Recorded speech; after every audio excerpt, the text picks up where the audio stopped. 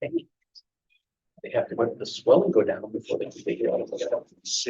I tried to kneecap it, my kids skating. That's like, Broad Street bingo night is a little less intense for me this year, you know. I don't know, Becca and I have it all set up, we're ready for it.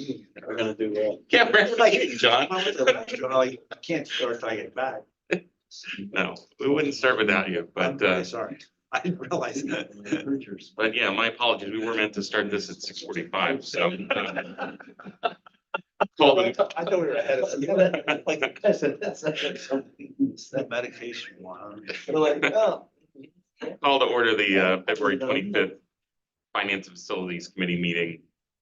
First order of business, a live streaming announcement. Meetings of the Mechanicsburg Area School District Board of Directors are being recorded and live streamed for the purpose of transparency and increased public access. The live stream, along with recordings from previously held meetings, can be found on the school board's YouTube channel. On to new business, item 2.01, bid results, Broad Street HVAC project. Bids, Mr. Hoffman, Yeah, Mr. Kastner, Mr. Longwater, Mr. Long, wherever he is. you got it. It's 7 o'clock meeting. 6:45. I'm still. Who's in business?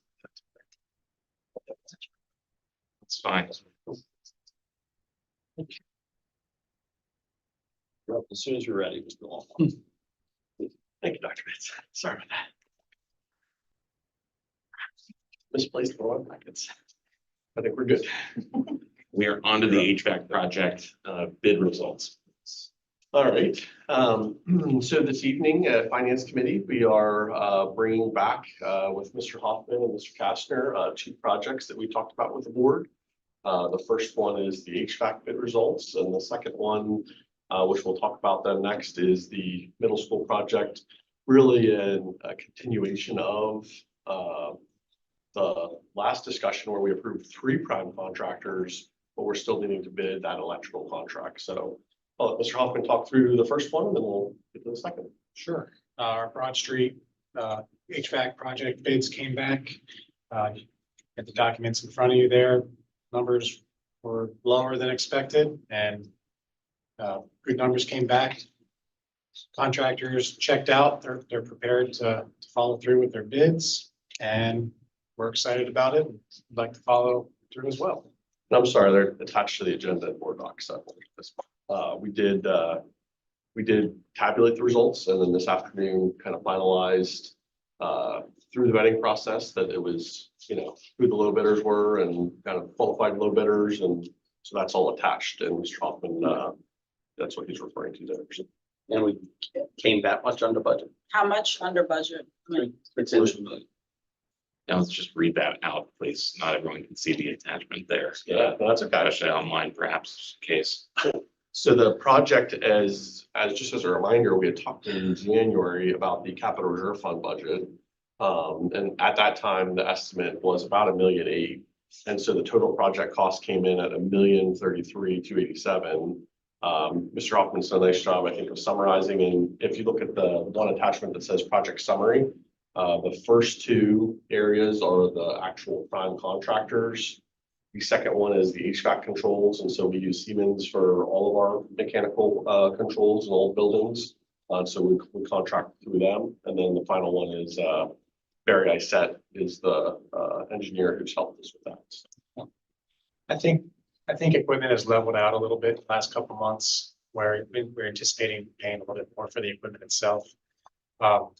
Scope was also, or the estimate was also based off of a little bit what we paid per unit at Elmwood last year. And it's just not quite the same scope because of the footprint's a much smaller footprint. That the labor costs are going to be much lower. So I just don't think the labor cost is going to be there for this project. I think that's the biggest one. I just think it was a very competitive bid too. I think we've seen that contractors want to work in Mechanicsburg and are willing to go low to get in.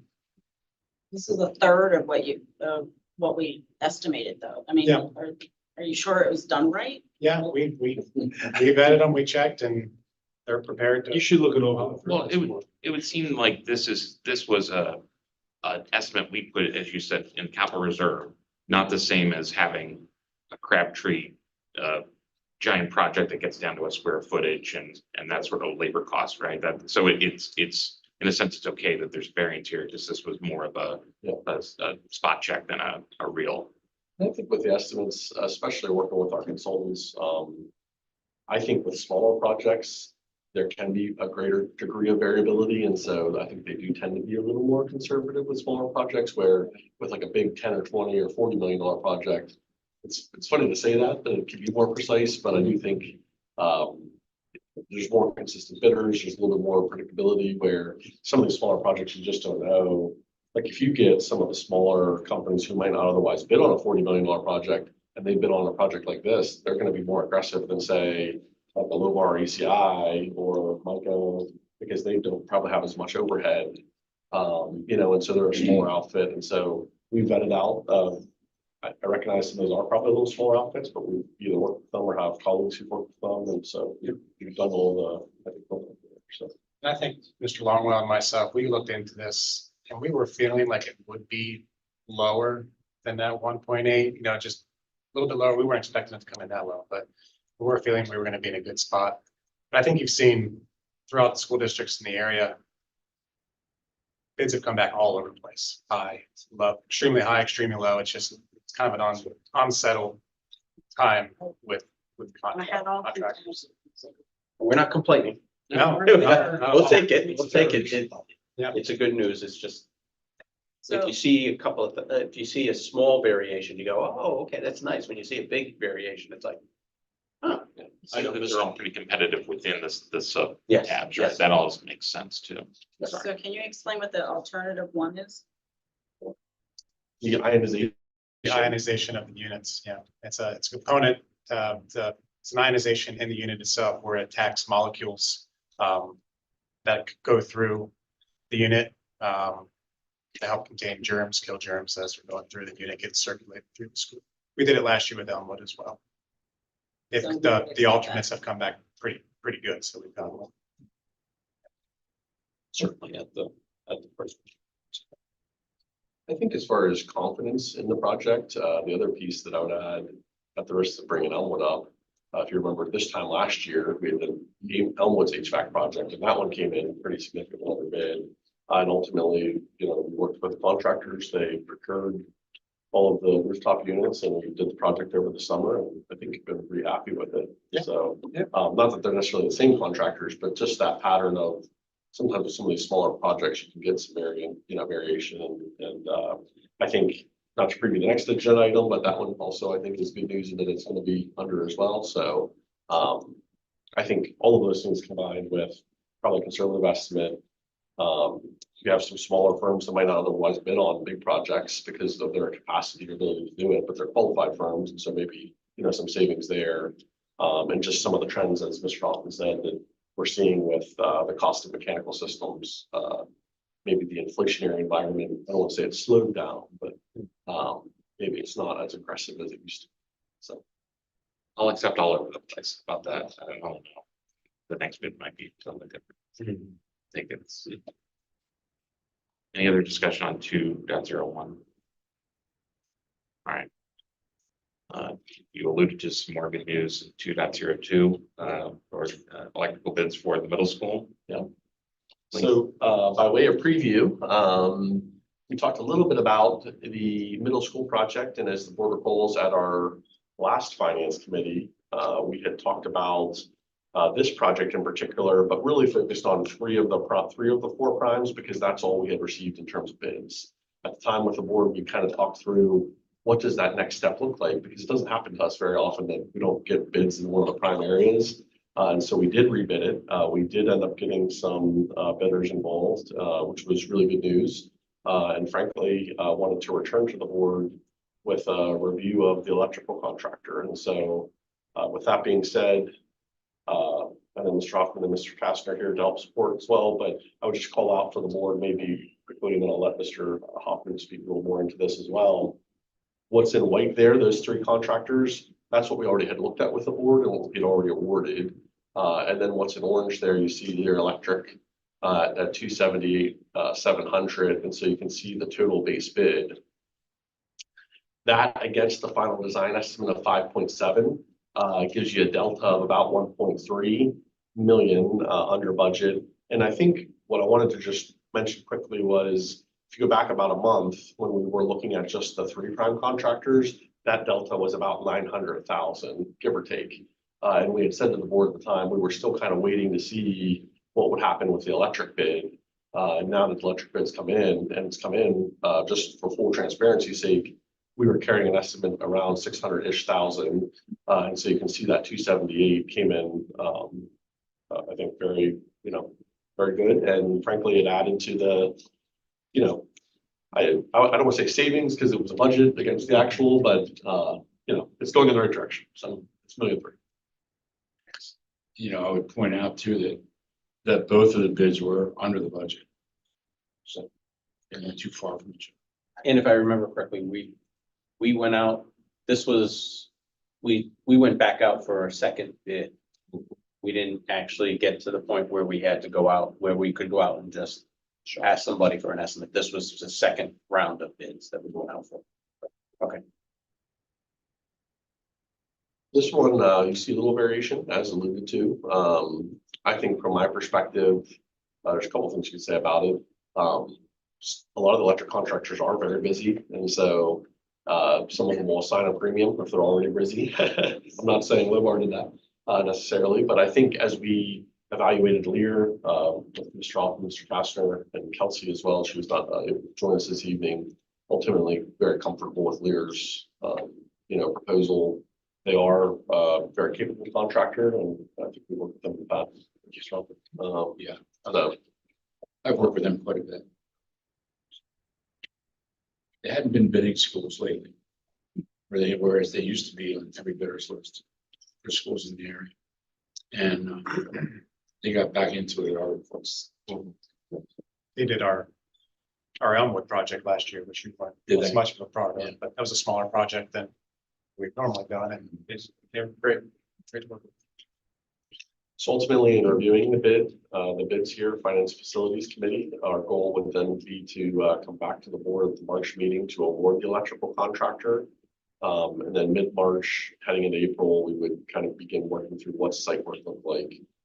It'll be outside in the courtyard, and then as a reminder, in the summertime, we would actually be tying the building. And so we will take the middle school offline during the summer to help accommodate projects that are going on there. And then early August, ready for project completion and the building will be occupied. Further questions on this item?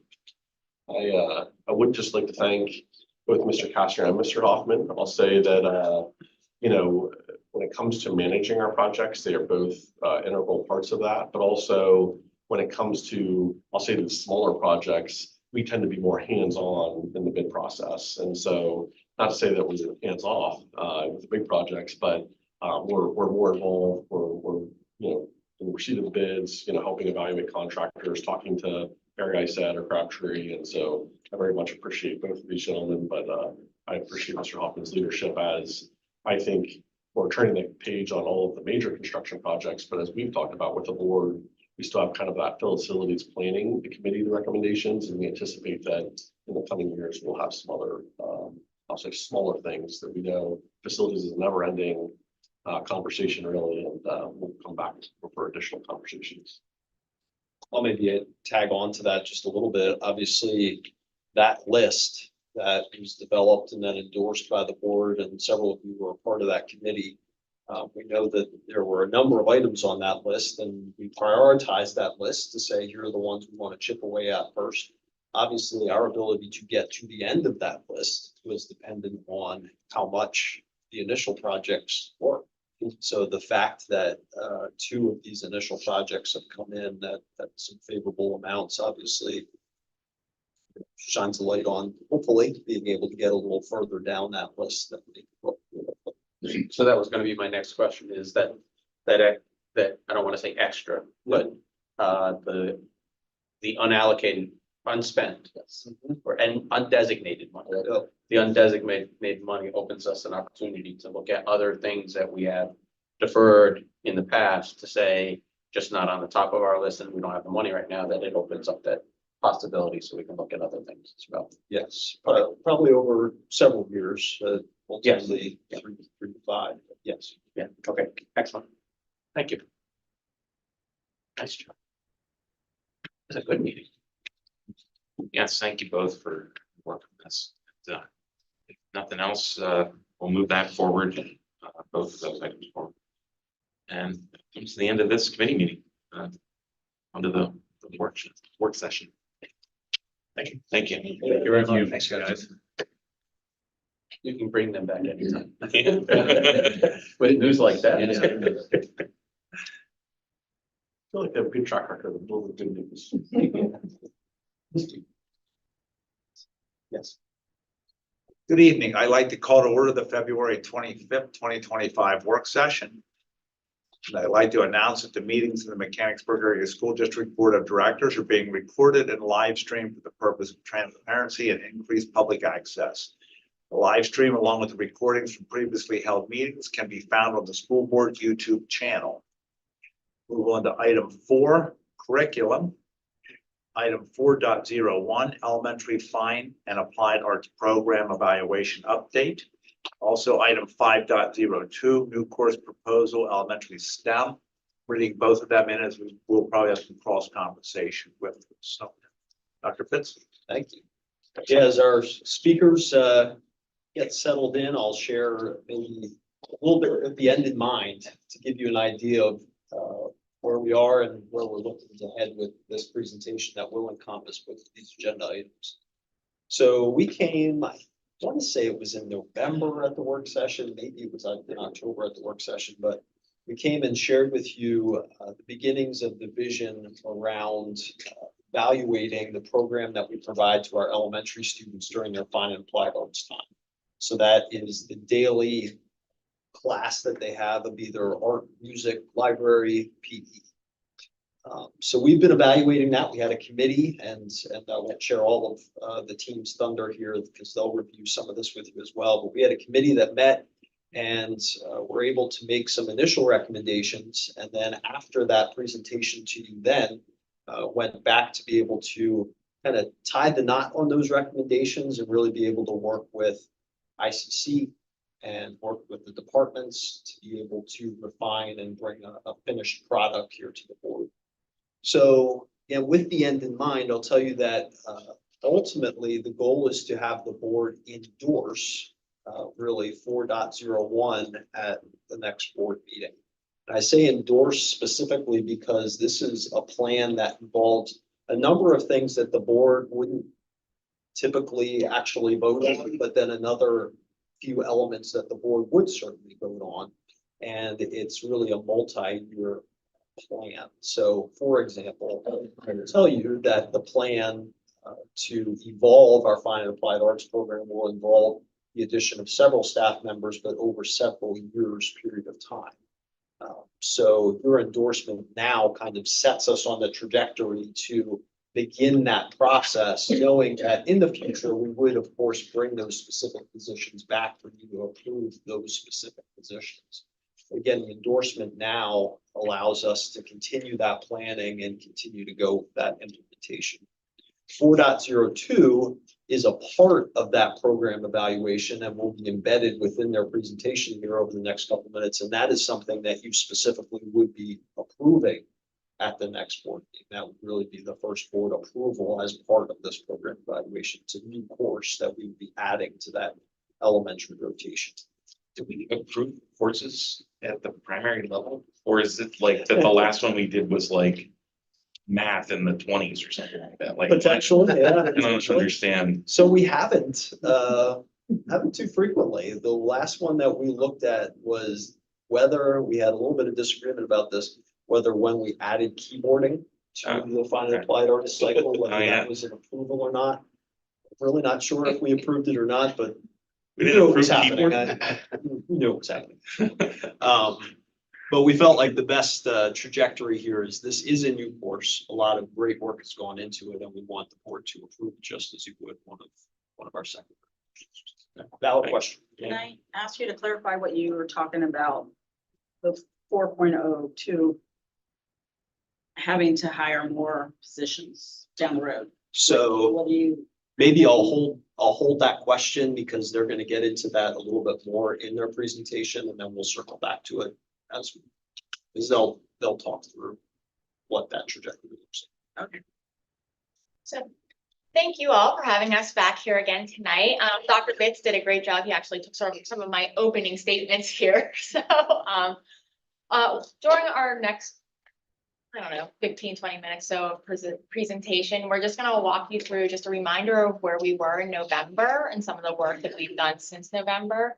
Dr. Einsig is going to come in and discuss the course proposal for STEM because that is one of the recommendations that we talked about in November is creation of a STEM course.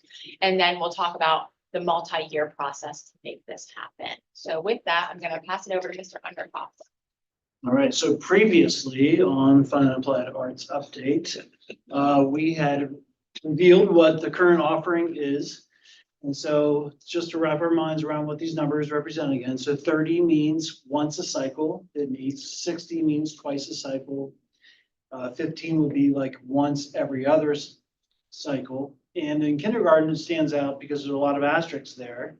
That means that they get kind of what's left over. As we plan for Fine and Applied Arts, we start 1 to 5. At the beginning of Kindergarten Academy, it was known and understood that there would not be guaranteed specials.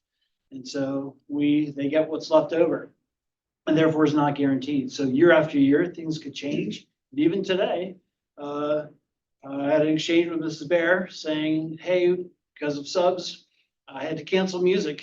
And, can you take on my Messiah juniors who were supposed to observe music today? So even on a day-to-day basis, even. This resulted in us year after year since I've been on the administration team to question, is this the best that we can offer? So I went back and looked at my calendar to know when this date was. So October 11th. 2023, I met with Dr. Bitts in his office after an elementary principal meeting and to say, okay, maybe this isn't the best we can offer, but how do we even wrap our minds around how do we even approach a program evaluation? And so we thought that there was an opportunity for us to learn, to plan, to grow, to investigate our students. And so then that really kind of the back of the napkin that day in his office scratched out some guiding questions that if we answered these, then really that'll help define our work as a program evaluation. So we assembled a team. So these really quick. So help us to analyze our district goals, our Fine and Applied Arts, making sure that they align to what we're trying to do all together, just as well as any other academic programs. There's standards out there. So are we hitting the standards as PD requires? Are we using our human resources as best as we can? The third goal here is we know that kindergartners are different than fifth graders. And so let's look back into the developmental readiness of our students, and maybe it's different, the offerings in kindergarten to fifth grade. And then lastly, we have an opportunity to learn from others. We have a lot of other great districts around and that we're connected with, partners in education, and so therefore we have an opportunity to learn from each other. So these are all guiding questions that got our work. And recall, this is kind of where we left off back in November, and we shared that this is actually a year ago. February, we came to a consensus with what we wanted to recommend as just bigger guiding principles as far as what the final recommendations would be guided by this consensus. So guaranteed rotation in kindergarten, removal of keyboarding, and really that's where it began. It began by saying keyboarding is kind of a standalone. Is this really the best? But then as we had the hood up, we examined the whole engine. The third addition of STEM. And then lastly, school counseling. This is really learning from others too. And really, as we analyze how we like to use our counselors, we like them to be nimble. We like them to be responsive to student needs throughout the day. And really some other districts who had pigeoned them into being a fine applied art lesson or a special, they weren't able to be as responsive. So these were our recommendations. So we've been busy. That was a year ago, but we've been busy since then. So since last time, as Dr. Bitts alluded to, we've been bouncing back and forth, many iterations back and forth with cabinet, twice with ICC, elementary principal feedback, department coordinators. We have unturned every stone, asked every question that we can imagine, played devil's advocate with ourselves to make sure that what we're bringing forth tonight is as good of a recommendation as we can as far as what we believe our students need. So without further ado, I'm going to turn it over to Nathan, who's going to tell us a little bit more about what STEM is and what we're talking about. First, I just appreciate the opportunity to be involved in this. You know, as a secondary coordinator and educator, I don't get to work with the K-5 side, so that has been awesome. So thank you to Sherry and Joe for including me on that committee and letting me have some fun here with designing what a course could look like in 4-5. I'm assuming we probably all understand what the letters of STEM are, so science, technology, engineering, and math. But what really does that mean? You know, STEM, when done right, is greater than the sum of its parts. It's a well-forged alloy. It is something that extends beyond a science class, a math class, a tech ed class. What it really is doing is taking an interdisciplinary approach to problem solving aimed at real world problems and, you know, allowing students to engage in a way that engineers and scientists would in the real world. And that kind of leads us towards this idea of future readiness. We know that the research shows STEM is applying to real world situations. We want those authentic experiences. It builds skills that we will then utilize in secondary and beyond. So some of the things we're working on curriculum wise with the new STEEL standards for science and tech ed, this is priming the pump for what's coming in secondary.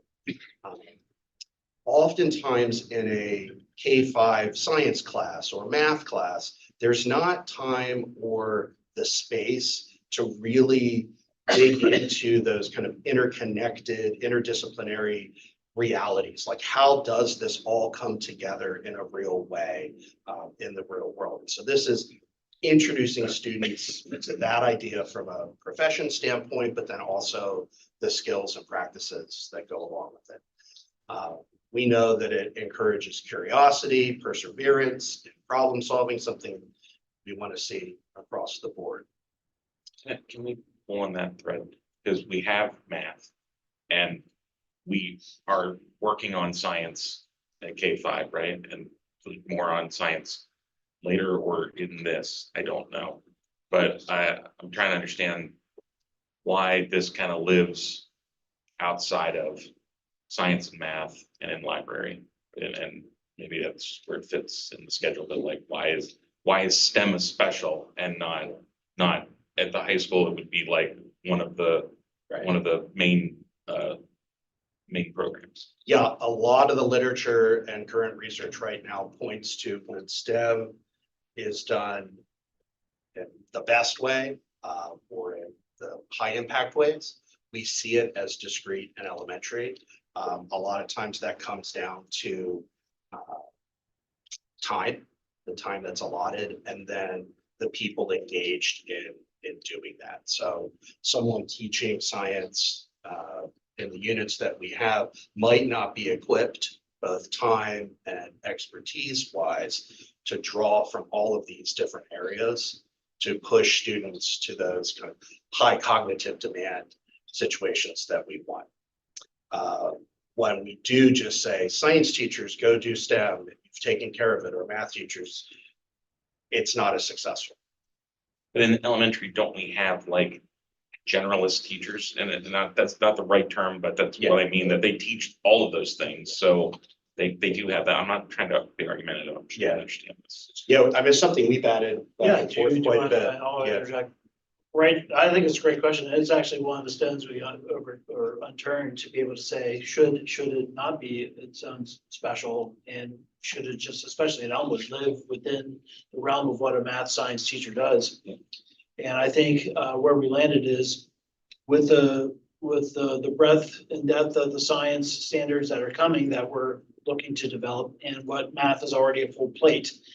We thought we didn't want to leave it up to chance whether or not students are engaging with these standalone, or they don't have to be standalone, these really interconnected to the concepts that they're learning within science and math, but to have time to explore and to problem solve, actually apply some of the principles that they're learning in a problem solving based simulation of sorts. I think that was the main reason why we wanted to have it separate, to have it be a guaranteed one. But at best, it should be connected to what they're learning in the class. We want to see STEM experiences in math and science. But when you're teaching one of those subjects in isolation, it can get really hard to go, oh, all right. In this science lesson, we're going to go reach over here to something abstract and like an engineering math side, and stay on that curricular path of maybe a more content focus that we would have in a math or science lesson at elementary. So we want to see it in those discrete areas, but that separate space can really provide that opportunity for students to explore that are not coupled to, I don't want to say the anchor of the curriculum, but it is. Sure, okay. And another piece is budget. So if we're looking at the cost of equipment to do STEM, and we've got smaller pockets of students coming out as a special, we have a far lower overhead in terms of equipment than if we're kitting out every 4th and 5th grade classroom. So that's in the calculus as well. So great question. What we came up with, and kind of along those lines, in grades K-3, it makes sense to keep STEM coupled with library.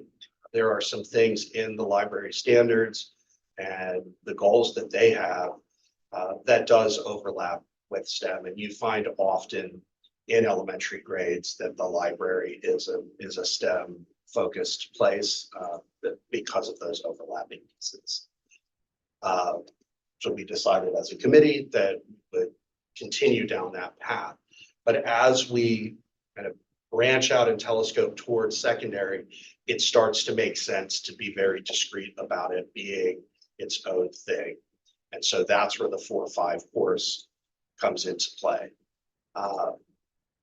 It would meet once per cycle across those 2 years. So that's the 60 that Joe was talking about before. Can you give me an example of how, just so I can understand a little bit, how does library and K-3 intersect? I mean, I understand, I guess my vision of STEM is a little more advanced than what I would expect someone to go into the library and be able to get, other than teaching them the source of references. There's great examples, books to read and things to do that. Is there an example or something you can point to? Yes, so the library curriculum is built off of some of that traditional librarian, like this is how we do research and things to that level, but they also have in their standards, they have digital citizenship, digital literacy and things like that. So they do a lot of robotics, media technology and things to that level at the elementary area. And what our K-3 library, actually it's K-5 library right now, but what they do actually has been a model for districts around the area with that integration. I know when I was at Shippensburg 7 years ago, we came to Mechanicsburg to observe what they're doing within their library. So we do have STEM integration currently within library, but looking to expand upon that as we get to the older grades and keeping K3, what they're doing down there, because it really is setting the stage for more advanced STEM at fourth, fifth grade. Yeah, when you look at the cognitive level for K to 3, I think most of us are thinking STEM, we're looking at these high profile later in career examples. But what's appropriate at K3 really dovetails into what those tech parts of the library standards are. Yeah, Great, thank you. yeah, great question.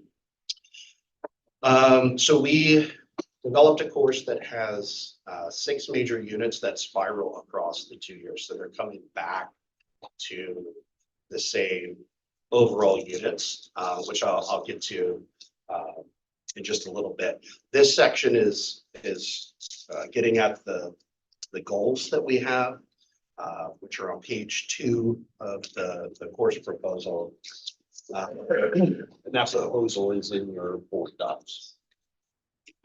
Yeah, so I think there are kind of the broad goals of the 2-year experience itself, which are in the slides here, and I can touch on those. But we are going to anchor these also into transfer goals that are aligned to the science and engineering practices, which are our transfer goals already in grades 6 through 12 for science and tech ed. And those science and engineering practices come from the next generation standards at the national level, which then have been adopted as steels for Pennsylvania. They have parity together. And both of those are really coming out of a long-term research project from the NRC from about 15 years ago that developed a framework for what K-12 science and engineering education could look like in the US. And so examples of those transfer goals: asking questions, defining problems, developing and using models, planning and carrying out investigations, computational mathematical thinking. There are 8 of them. So those would be our transfer goals, but the kind of moving back to the broad side of things, we want students to see those interconnected pieces across the discrete disciplines. We want them to see how technology plays a role in problem solving, developing solutions. When we think about real world problems and we think about things that need timely solutions, they're often sitting in resources, sustainability, environmental issues that we are facing locally, nationally, and globally. And so those kind of geoscience and sustainability topics can inject the purpose behind the problem solving pieces themselves. So it brings that importance and that meaning to what they're doing. I'm not just programming a robot to program a little robot to move around the floor, but how could I leverage this to solve a real problem? We know that engaging in this is not a solo endeavor. Students are going to work in groups, they're going to work in teams, and so they have to work on those communication skills, critical thinking, problem solving pieces. And again, that I think ties into some of those library pieces as well, that digital citizenship and how we might use those when we are working as a team, whether it's remote or in person. And we can't forget the importance of mathematical reasoning. We have to apply math, and so often we know that when students are doing discrete math, it's like, when am I going to use this? What does this actually end up helping me with, or someone? And this provides really early examples of what that really looks like.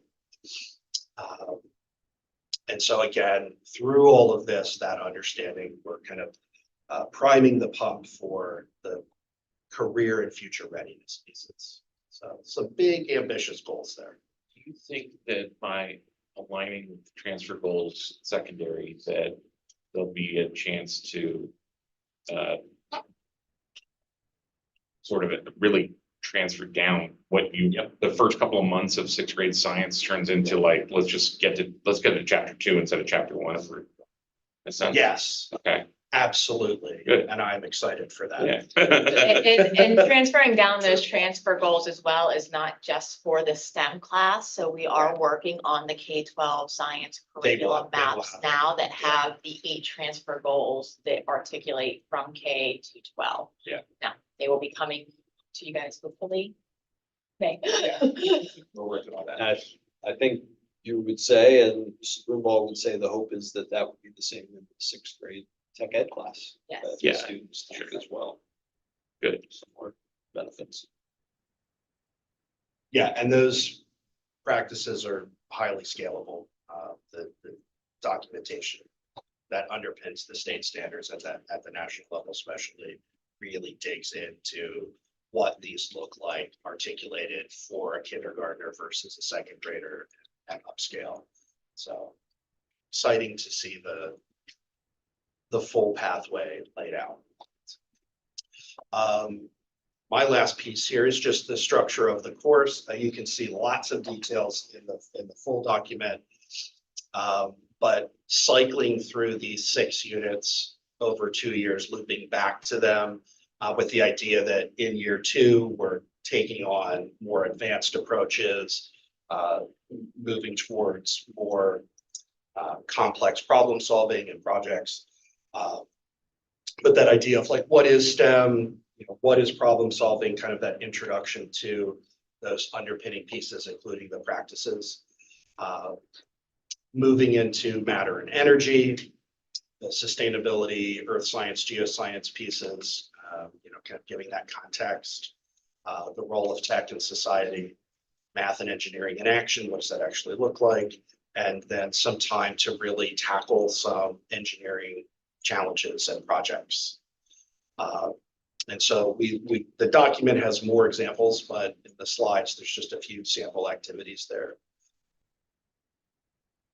that could play a role. Before he's done, I've just got to point out that this is the power of the staff that we have here in this district. Because you have someone like Dr. Einzig, who literally got his doctorate in this work and is a passion area and is able to bring that to us as a district to really be able to harness and take advantage of. And we're going to hear that again from our folks that are coming up in a few minutes. Again, passion areas and expertise that they're able to bring to our students. So thank you for your work on this. Thanks for the opportunity.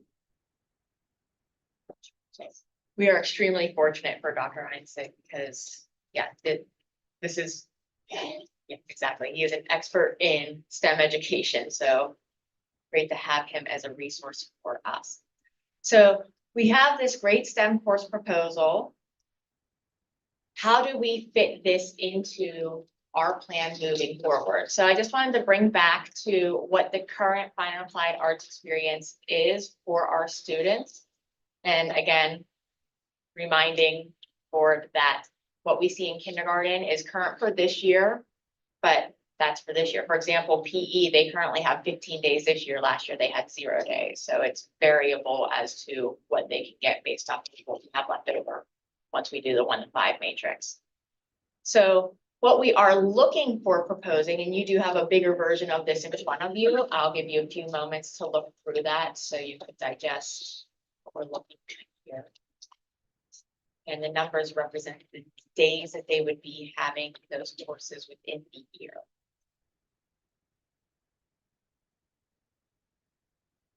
So the biggest shift is at kindergarten. And so what does that mean for, I see what it means for their day, but what does it mean for their day and for the teacher's day? All right. Well, Good question. how do we have time during the day to gain 180 day periods? It's also the same.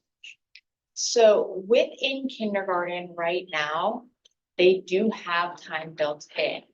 Now, one of the questions is at the end of the kindergarten day, our teachers have what is their planning time. So they have the 40 minutes of planning time at the end of their contract or at the end of the student day. Once the students leave, our kindergarten teachers have their planning time. Whereas at the 1 to 5 level, the planning time is during that fine and applied arts. That's sort of how we as a district said, well, we don't necessarily have to guarantee fine and applied arts at the kindergarten level because it's not I don't want to say it's not a swap, but it's not the core teacher's planning time at that level. So what we did was we did an analysis of the time without students K to 5. And by adding a fine and applied arts at the kindergarten level, it does add 30 minutes. So they would only be meeting for 30 minutes a day, not the 40 minutes as they do in 1 to 5. But by adding that 30 minutes a day at the kindergarten level, you would actually bring the kindergarten teachers up to par with the 1 to 3 teachers as with their time without students. Now, that doesn't mean that that's all planning time. They have their 40 minutes of contractual planning time. The other time is principal discretion time, where they're being utilized for meetings, they're doing IEPs, data analysis, things to that level. So it gives the kindergarten teachers that time to be utilized with the principal's discretion time. Now, within the day, they do have that time within the day. Right now, they're currently using it as like flex centers. So if they don't have a special, they have some flex center time going on there. One of the things that we were looking at as we went through this is to make sure that we maintain the structured play that they have there, because that is one of the foundations that we have for our kindergarten academy. So really what this does is it takes away some of that unstructured flex time.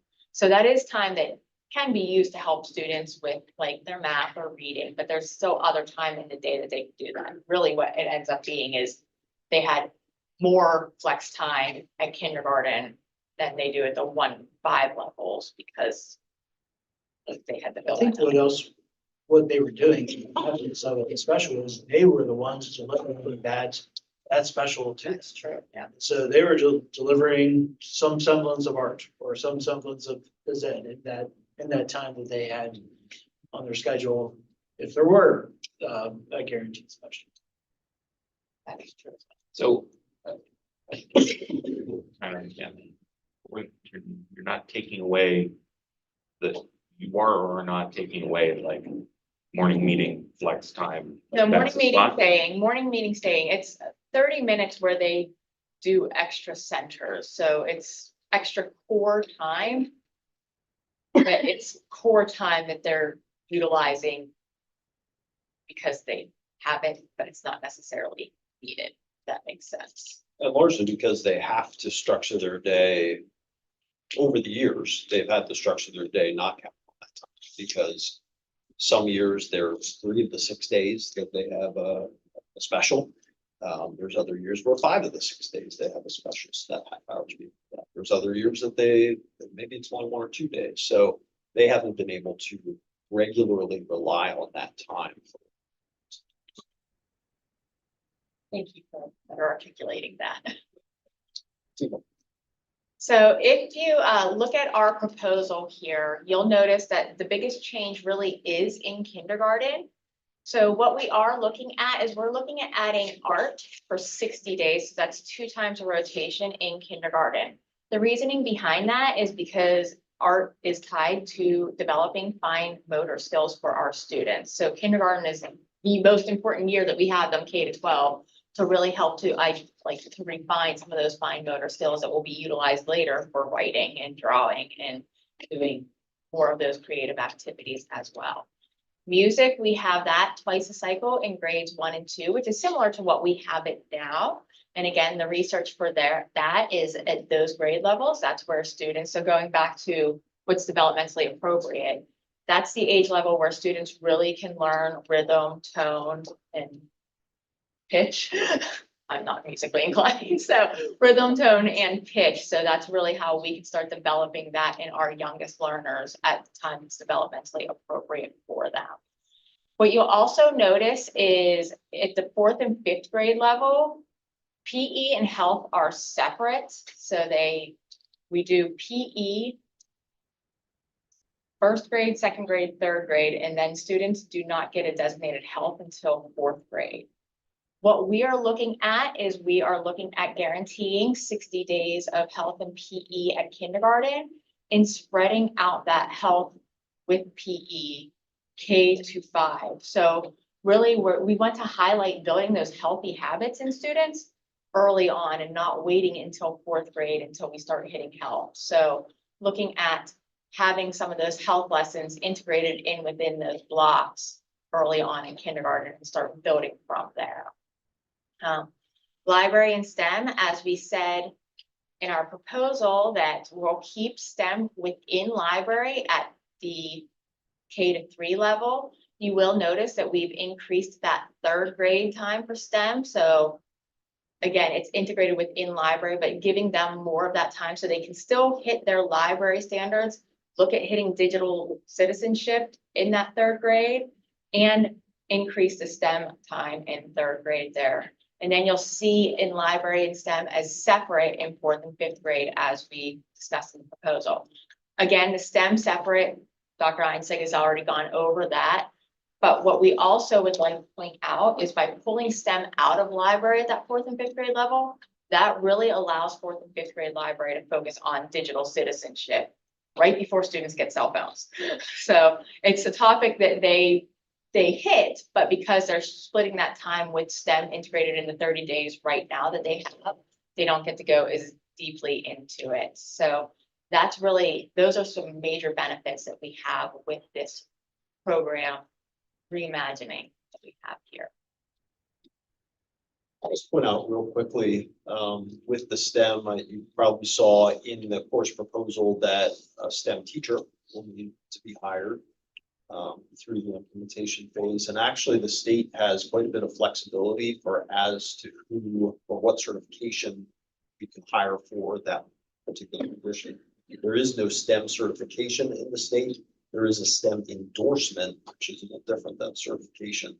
But the state allows for quite a few different certifications to be able to teach a STEM course like that. Messiah actually offers the STEM endorsement. So in terms of locale, perhaps we'd be able to have somebody that has that endorsement, but it's not a requirement to teach. We'd only need one for all of them. So you, Part of the implementation. Wait, he's nodding yes. So, what- We will need one more, but we'll need one. If that makes more than sense. one was my question. Yeah, okay. so as you have in front of you, we do have a tiered implementation plan for this project because it does require not only staffing implications, but it also requires curricular implications as well. And making sure that we have the human resources available to help support that curricular development. So we're currently in the 24-25 school year.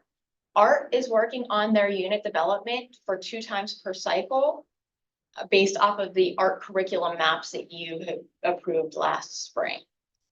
Then library and STEM, they're working on their kindergarten unit development. So they're teaching kindergarten right now, 15 days. Again, the proposal is to bump that up to 30 days guaranteed. And so they're working on that kindergarten unit development and the grade 3 unit development for the enhanced time that they have. So revising what they have to really make the unit go deeper into learning since they will have more time. And then music, they have their curricular development. Again, they're refining. So they have 30 days developed, but they're just refining it for a guaranteed 30 days. Health and PE this year, they're sort of staying static just because the resources are going to support art, learning, and music. For 25-26, we are proposing that that would be the first year that kindergarten would have 30 days of library guaranteed and 30 days of art guaranteed. With that 30 days of library guarantee, with that 30 days of library guaranteed, and we're also proposing the 60 days of library in third grade for start of next year, that would require the hiring of 1 librarian for next school year. Music would not require any hiring because we have been practicing with them doing 30 days in kindergarten. So that has been past practice for the past, I'd say, 5 or 6 years, probably. So they're staffed right now to be able to have full implementation of 30 days guaranteed in kindergarten next year without hiring.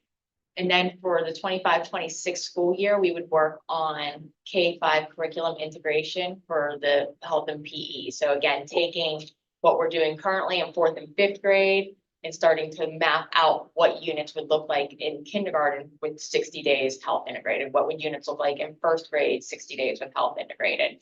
So that's going to start next year.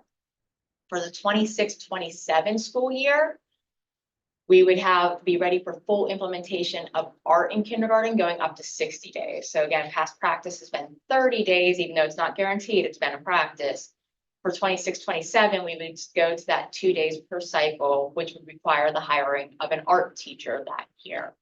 Take over the extra capacity that would be needed at kindergarten. During the 26-27 school year, library and STEM would be working on revising their K-3 curriculum as needed, because as you teach, you might have to go back and make revisions. But we would be working on that 4th and 5th grade unit development. So Dr. Einsig has the course proposal. We would have the standards coming through for the 4th and 5th grade with our steel standards that you guys would approve at the curriculum level. And then we would be working on the unit levels in 25, 26, and 26, 27 for the 4th and 5th grade class.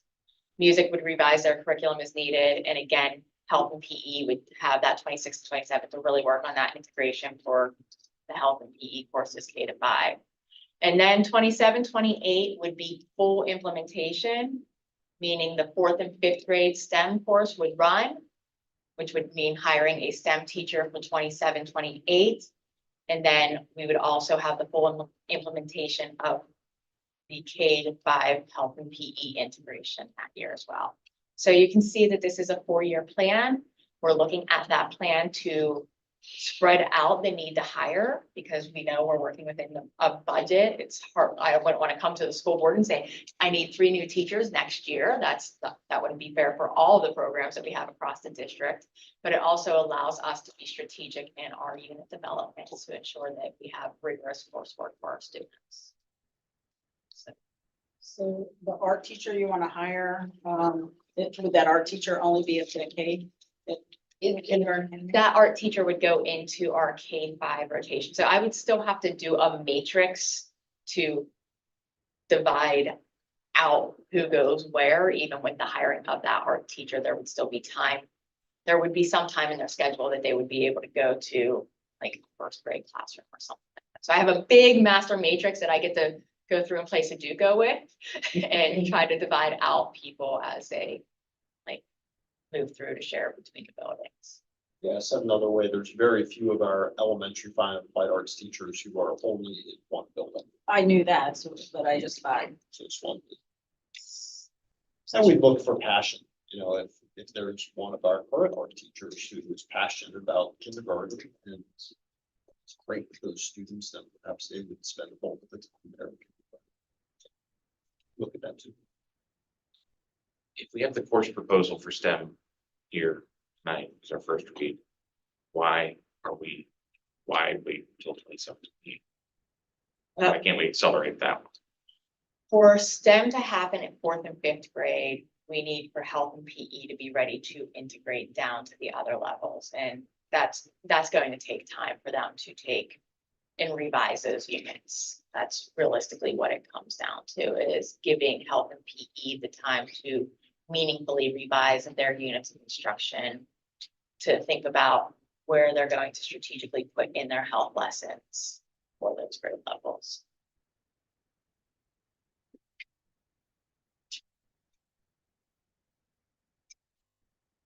Question. Thank you very much. Thank you. Thank you all. I assume we have enough support to keep the administration moving in the direction as. Well, You can tell it's been a lot of work, so. absolutely. Thank you for We have everything. a you guys great have done. team. Unbelievable. On to item 4.03, new course proposal, genocide and human rights. Dr. Bitt. Yes, this is another one of our day 6 courses. We've had several of those that came forward. Several that came up a little bit earlier. I think maybe in November, December. This is another one that's been in the works. And this one is a great proposal put together by Ms. Preachy, and Ms. McAllister as the department chair is here also. So give it to them. Hi, I'm Anna Creasy. I teach 9th grade and 10th grade social studies at the high school. I am introducing a genocide and human rights course.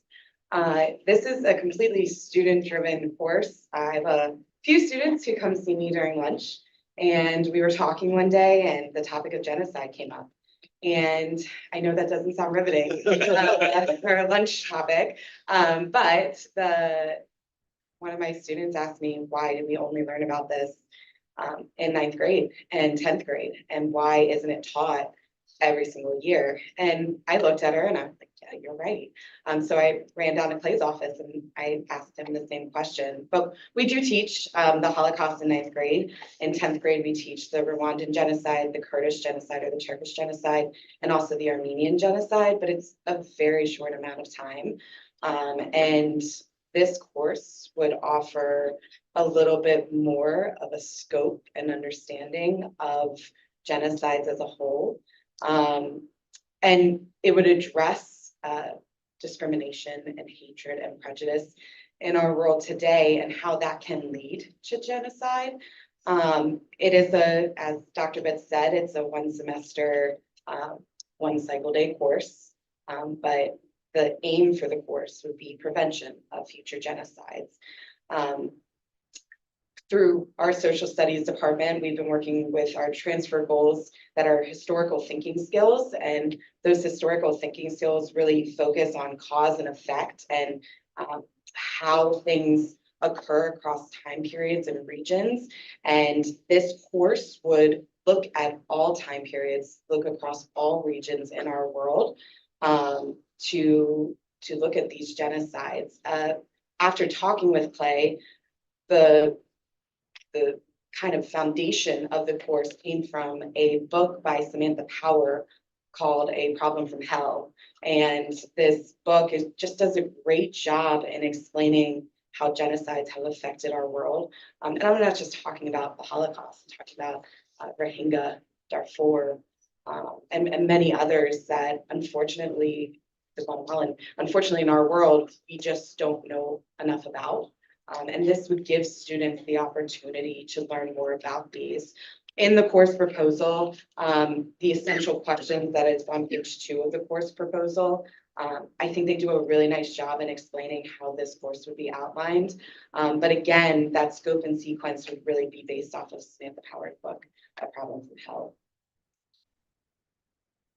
Talk about the historical part, but everything you mentioned, everything that's in here is 20th century, 21st century.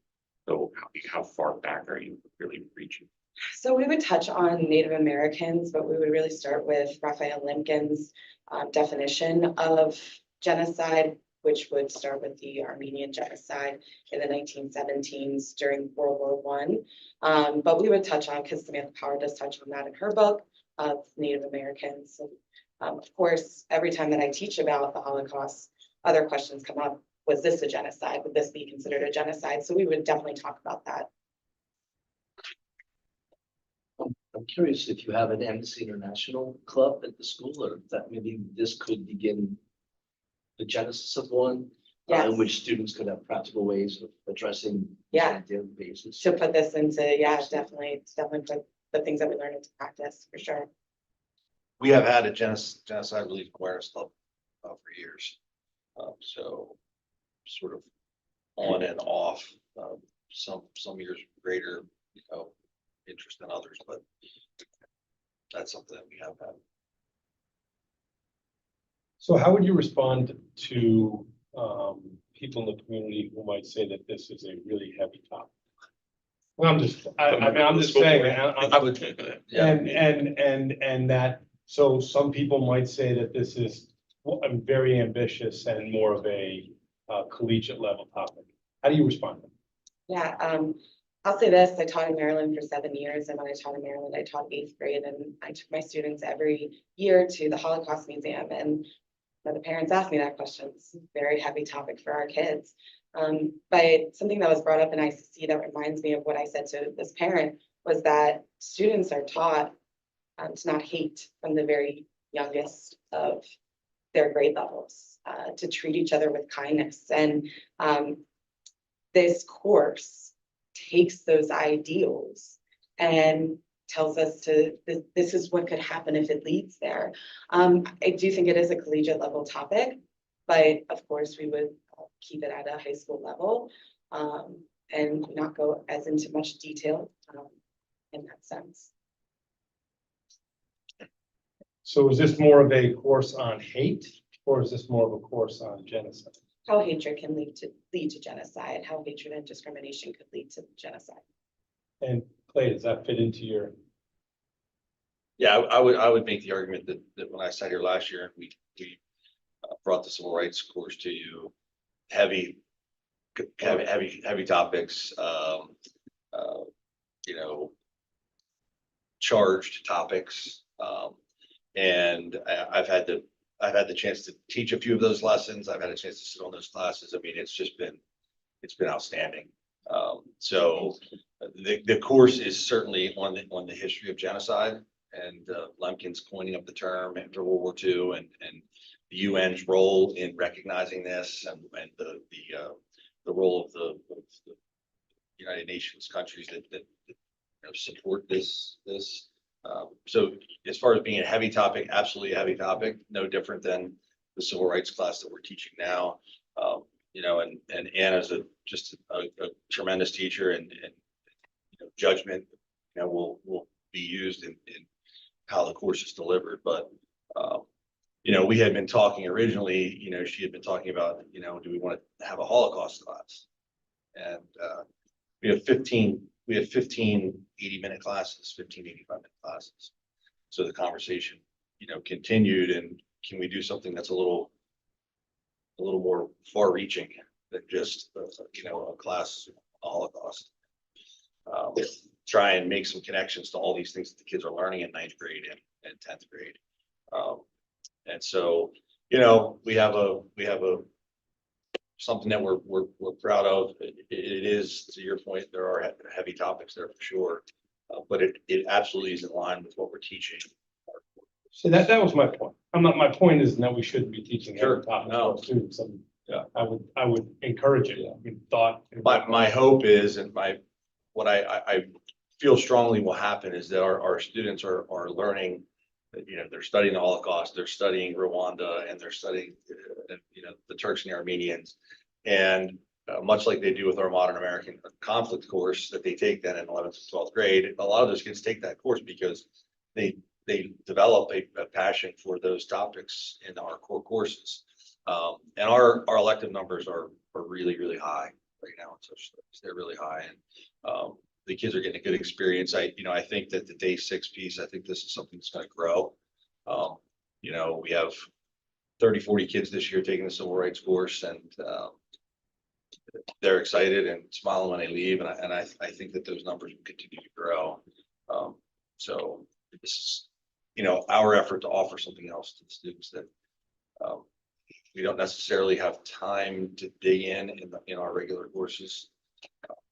But to your point, it does fit directly to what 9th and 10th grade is studied. Definitely. And in my experience, students feel respected if you trust them enough to say this is a tough issue, and believe that you can handle this, and they respond well to that. They want to know that the hard truths of the world, and it's a lot more engaging than this battle was fought in 1832, because to them that's just some distant floating fact that doesn't tie to anything. And they can look up facts on their phones in 10 seconds, as opposed to thinking about the process of history and the main problems of history. Certainly genocide is one of them. So I applaud your creativity, Is there any thought in teaching Native American genocide, like we did that? I took a youth group out there, and it was really eye-opening to see their museum realize that the winners write history, and then to see there's another history that a lot of people don't hear about. Is that? Yeah. And we've definitely discussed that. That was one of the first topics that I brought to play. Again, that's in Samantha Carr's book, so it's definitely something that kids need to understand. I mean, it makes sense to go back to the Caribbean natives. Right. Columbus. I mean, it makes sense to have a starting point, a place to launch the conversation. So, yeah, It's just a little closer to home than like Armenia. sure. Yeah. Sure. You may have said this, but is this for a specific grade level? Right now, we're aiming it towards the 10th, 11th, 12th, but no specific right now.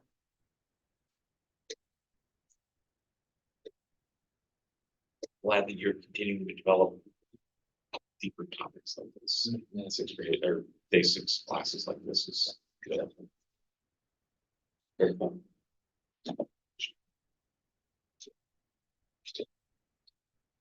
Thank you. Thank you. Thank you very much.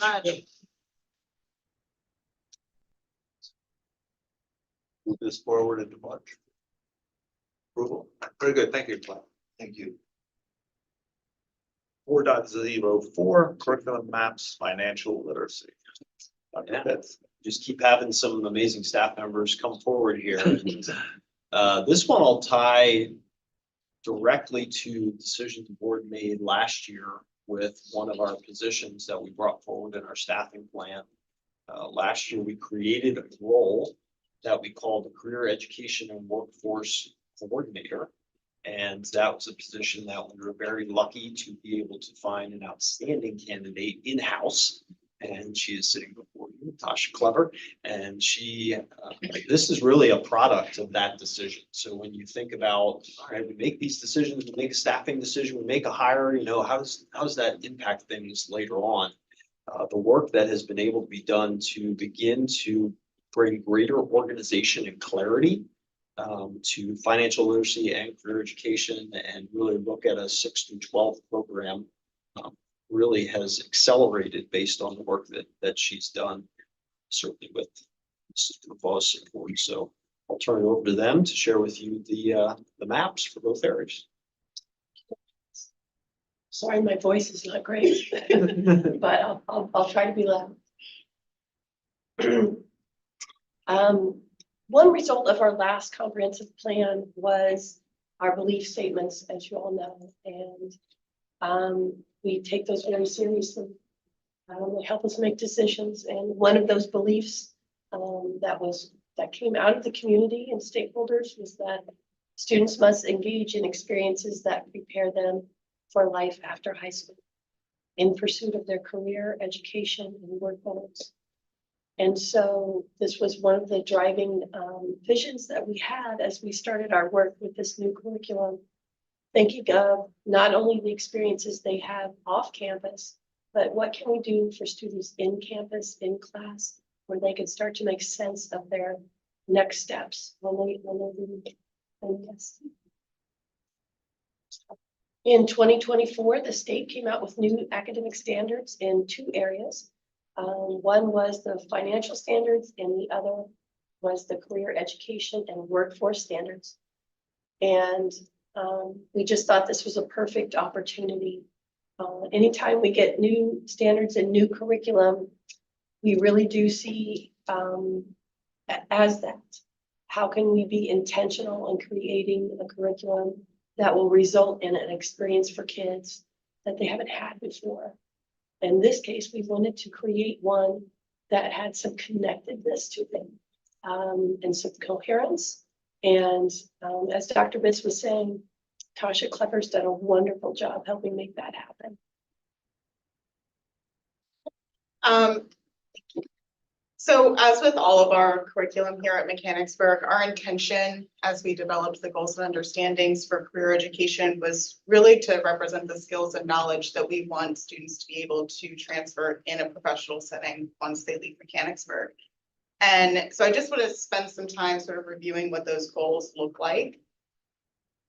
The first is really about decision-making, and I'll give you a moment to just read these questions. These are just 3 of the questions. This is not a comprehensive list.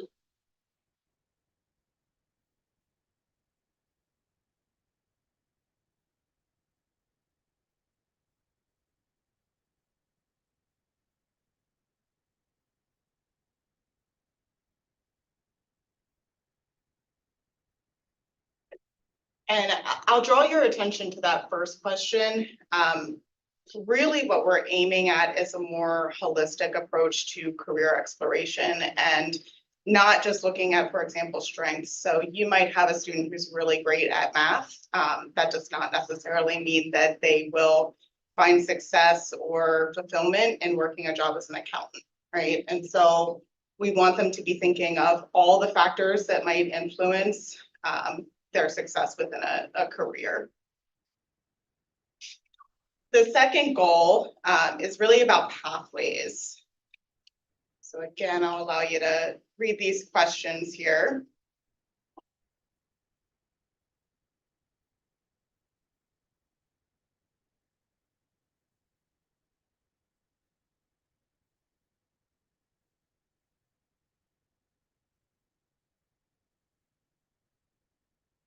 And so the goal here is really to frame career pathways as personal investment.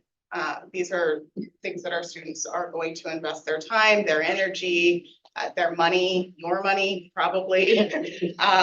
And so we want them to be thinking really thoughtfully and critically about whether or not the investments they're making have the potential to return to them, right? And so we want them to understand how to look at the labor market with a critical eye, how to consider whether or not the careers they're considering might be in demand 5, 10, 15 years from now.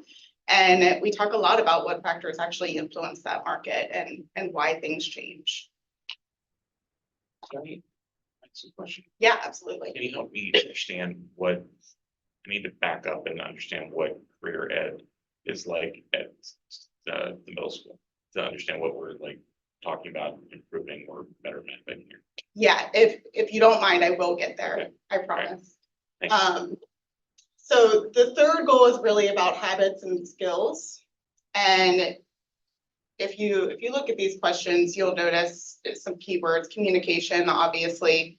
The second question is really about self-awareness and how to handle themselves in transitional situations, unexpected situations, conflicts that might arise in their professional life. And then the third question I want to address, because of course we know not all of our students are going to pursue a career in entrepreneurship, but the phrase there is the entrepreneurial mindset, and that's intentional. So that phrase, really what we're talking about is adaptability, resilience, being future focused, being innovative. And so those are traits regardless of the career they're pursuing, we know we want our students to embody. And so again, when we're talking about what these transfer goals look like in action, we're talking about this holistic approach to career exploration. We want them considering all of these components. And probably the biggest shift in how we're approaching career exploration is this idea of thinking about challenges that we care about and what meaningful work looks like for the individual student. Adriana and I both read a book by J.P. Michelle. He's a leader in the career education world, a speaker and author. And he's developed something called the challenge mindset. And really, it represents a shift from the traditional question, what do you want to be when you grow up, to thinking about what challenges you care about. So this is what that process looks like. We start with this question, what challenges do you want to contribute to? We're thinking about values, we're thinking about the problems and issues within the world that students are passionate about and they want to see change. From there, they work backwards to identify the organizations or companies that are already working on addressing those challenges. And then from there, they keep working backwards and they identify the specific job titles of individuals working within those companies. That's where it gets a little bit more individualized. They have a chance to think about, okay, based on what I know about myself, my strengths, my interests, my personality, the type of work environment I think I'm well suited for, which of these job titles best aligns with who I am. And then from there, looking at what is the specific education or training that's necessary to be successful in that career. So this is just an example of what this might look like for a student.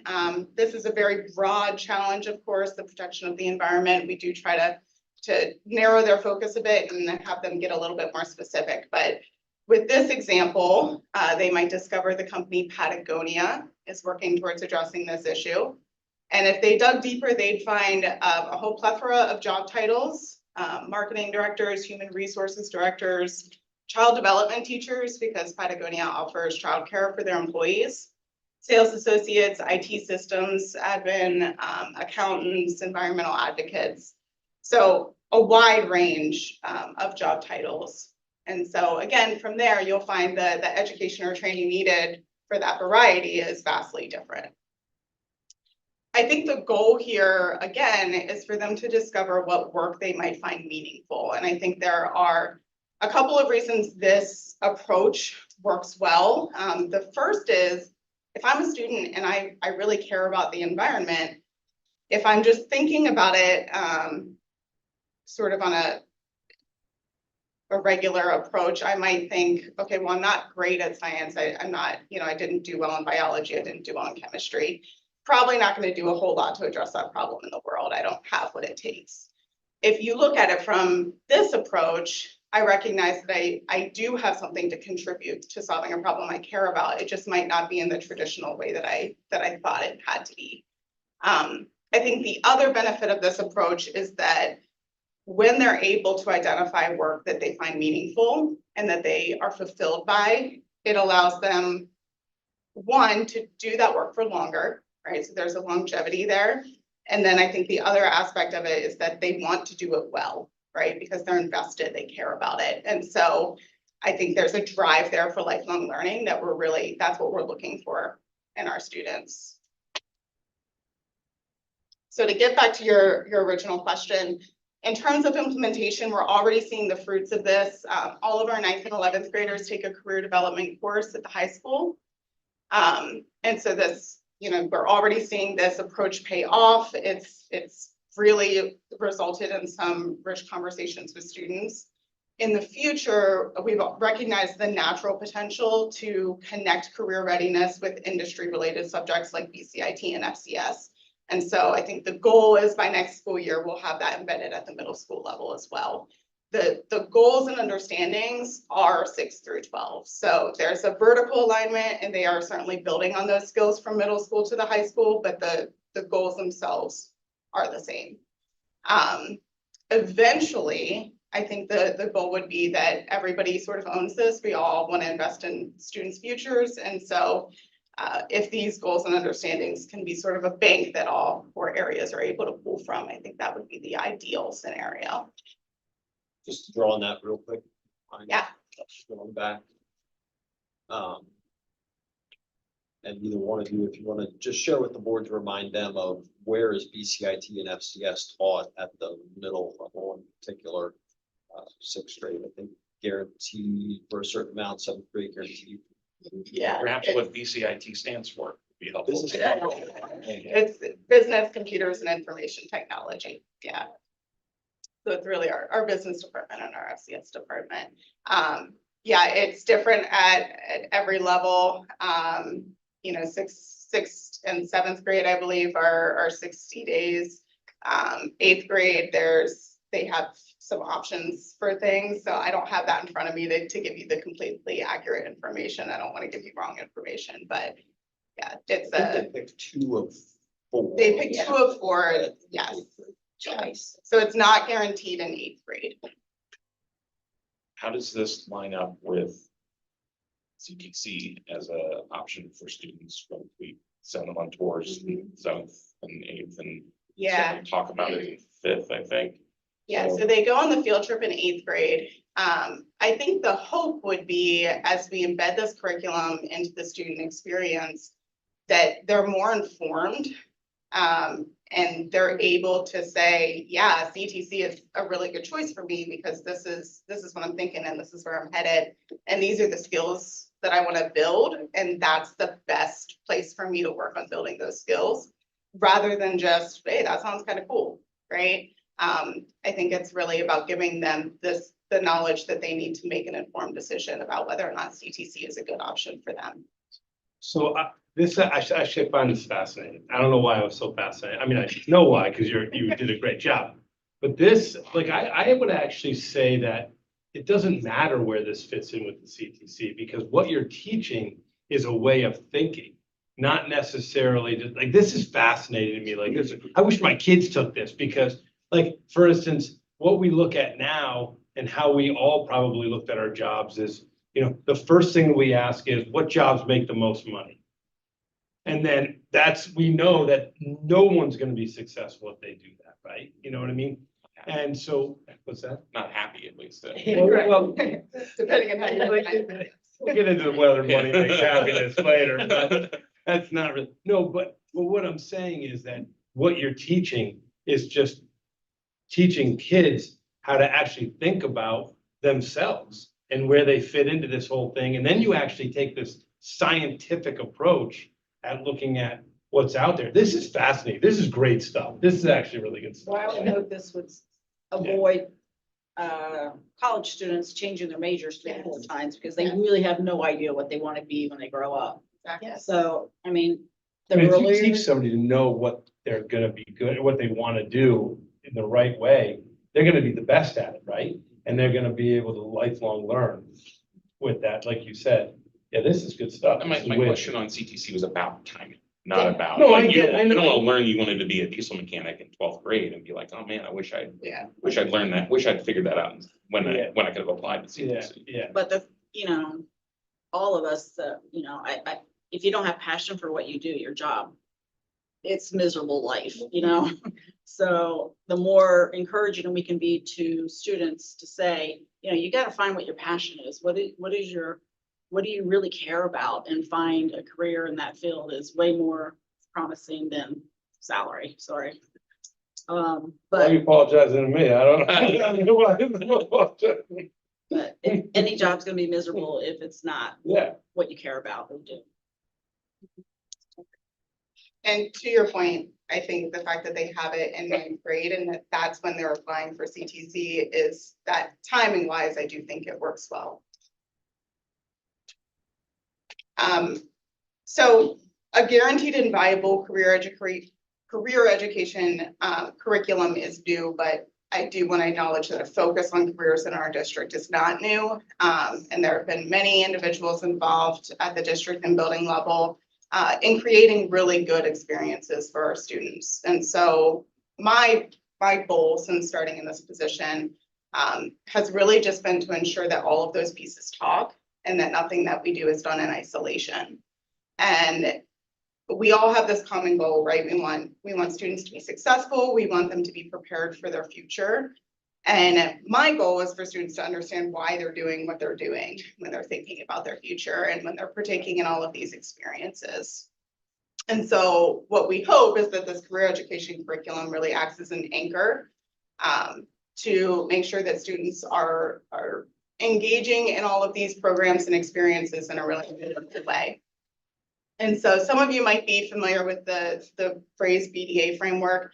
It's an instructional approach where we make sure that students have experiences before, during, and after in their learning. And so if we use that approach in thinking about this, career education as a curriculum really should be the B and the A. It's where we're providing the foundational skills and knowledge that students will apply within the programming.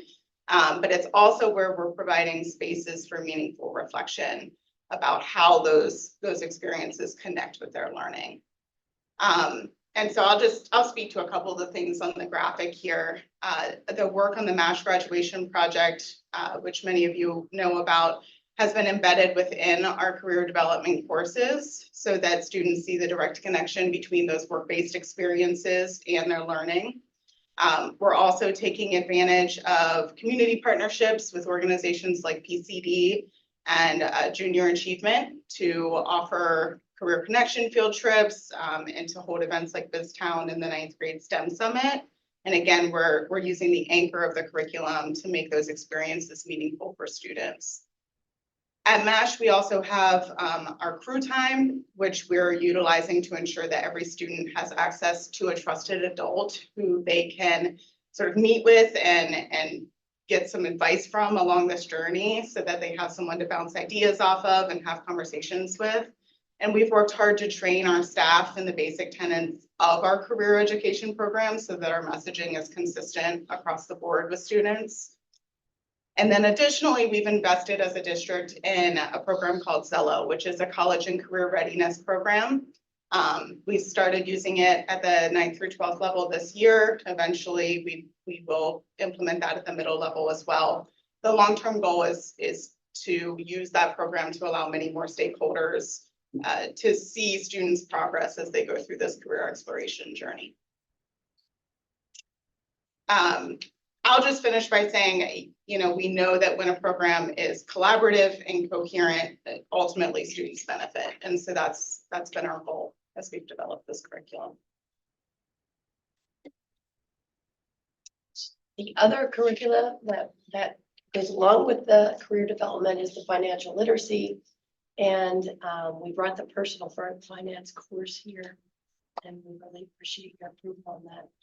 These are the standards, the big curriculum level that we hope FCS and BCIT will also pull from.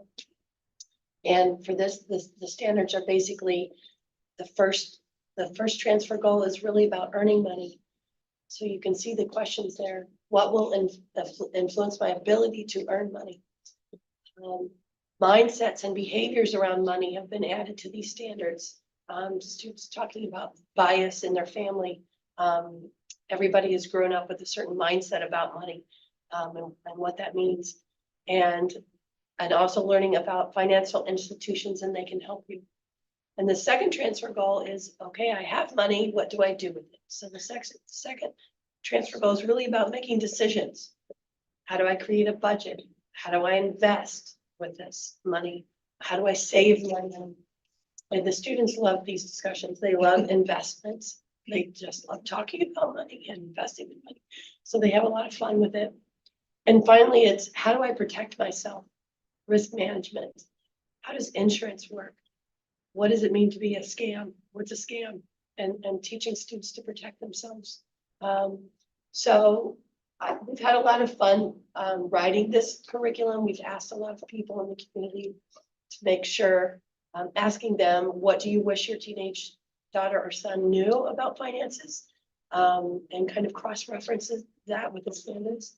And so we feel good about what we have here as a base going forward. And we know now that this is also guaranteed that our 10th graders will get part of this curriculum and the seniors will get part of the curriculum as well. Hoping in the future that next year when we bring you our FCS curriculum and our BCIT curriculum, you'll see parts of the financial standards in there as well. It very much mirrors what's going on with the career ed. And we're just really, we're excited about this, such a vital, relevant part of our academic program. We're excited to see it grow and appreciate your support. Any questions? I'll let her answer.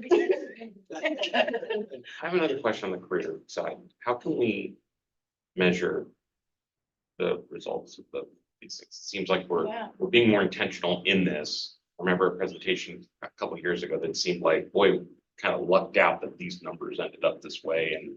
And so now that we're being more intentional, how can we find measures to see results? Yeah, it's a great question. I'm thinking of the way, post-secondary institutions do that. They take surveys of their graduates and look at what they've accomplished since leaving. And so, maybe there's potential there for us to survey students after they graduate to gather some data on that. It'd be interesting to do. The data that would be, I'm interested in that. I think even some of the things related to co-op and the other things that we do now, it doesn't matter if we, I'm not saying they all have to be more. That's not like the answer, but like that would be interesting to continue to see that data that's over time as this gets. And I work pretty closely with Jeff Ludermoser, who is our MASH graduation project coordinator, and he handles all of the co-op work and internships. And so we work hand in hand a lot, and I'm certain there are ways that I can gather that data from him and sort of see the results of what we're trying to do with career education. Great. Just wanted, because I actually originally had a question, but you answered it for me, career education. And I want to thank you, really for developing a program that I think so many times in the past, it these kind of programs actually created feelings of failures in many students when they were too oriented at driving people to the most challenging thing they could do, when that's not possible to all people, either by, a desire or ability. I think what you explained is, it really allows the individual to seek that level of where they can fit in and still, and as their adult life changes, they might have to drop out of school, they might not want to go there, but they can still find challenging things that satisfy them at higher or lower levels what they originally thought. I think that's great. It covers all students. Thank you. Thank you. Right, so we will move item 4.04 and 5 on for a vote. Would like next meeting? That would be great to vote on. All right, and we'll go to item 7, policy. I'm going to read all 4 in before Paul begins to explain how they're interconnected. 7.01, first reading of revised board policy 120, students aid fund. 7.02, first reading of revised board policy 200, enrollment in district. 7.03, first reading of revised board policy 202, eligibility of non-resident students. 7.04, first reading of revised board policy 254, educational opportunities for military children. The bits of the banks. Go ahead. All right, thank you. First and foremost, policy 120 in the student aid funds is not a PSBA correlated policy. It is a local policy that was last updated in 2002. A lot has changed in 23 years with regard to our ability of establishing community-based connections and having nonprofits and individuals within our community contributing to our esteemed organization as the Mechanicsburg Area School District. And we needed to revise the policy in order to reflect that growth. Gone were the days back in 2002 where you got a $50 check or maybe $100 check from a donor. When we're getting thousands of dollars donated to us, we need to be respectful of where those funds go, because typically each donor has their own passion project that comes along with that.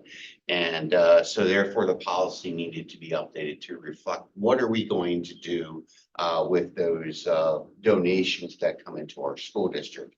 And most of that is governed through administrative regulations with regard to the degree of specificity, but there needs to be a general policy in play with regard to the support of those administrative regulations in order to be able to make sure that we are appropriately securing and reserving all donated funds for their intended purposes. And that's the purpose of the revision of policy 120.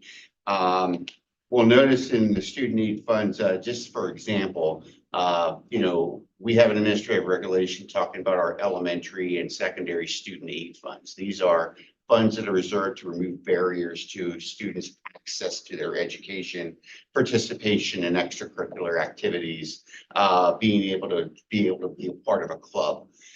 Donations to our food services program with regards to paying off student balances. Where does that come into play? Well, that's a different administrative regulation. And another example would be our Parks and Recreation program through scholarships that are provided for students to have access to programs. So that is the purpose of the revision of policy 120 student aid funds. Questions on that?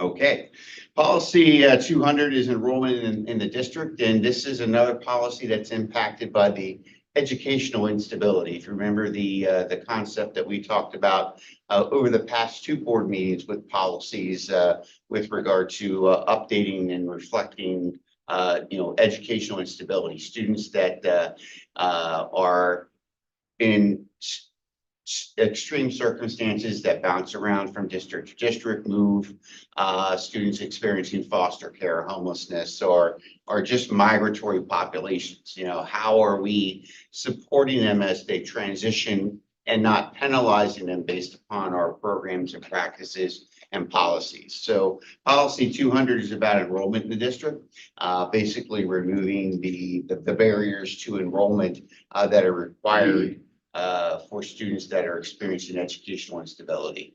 Also noteworthy are the citations that needed to be legally updated in the policy to connect with the other policies brought forth, as well as changes in the law regarding educational instability. So that's the purpose of the revisions to policy 200. Questions on that policy? You don't mind, I have a question back on 120. Sure. That's for Mr. Longwell, maybe. Okay. So we're looking at student aid fund and thinking that it lives in student activity accounts and we may or may not be getting amounts of donations now. How well are these funds used throughout the year? I recall the conversation around lunch debt was like a non-issue due to the good work of the counselors and everybody to identify that. And so we don't look like we're 90 grand in the hole like other places in terms of debt. So what is this? Good to look at the theory, but what's it like in practice right now? So I'm curious about Mr. Bingham's feedback as well, but from my perspective, we try to be conscious of the amounts that are held in those student activity funds. And so just to draw a quick connection for the board, quarterly as part of the treasurer's report, it's probably the acronym SAF and TF, Student Activity Fund and Trust Funds. And listed in there are a variety of either club activity accounts or monies we held on top of others, or in this particular case, some of our student aid funds are housed there.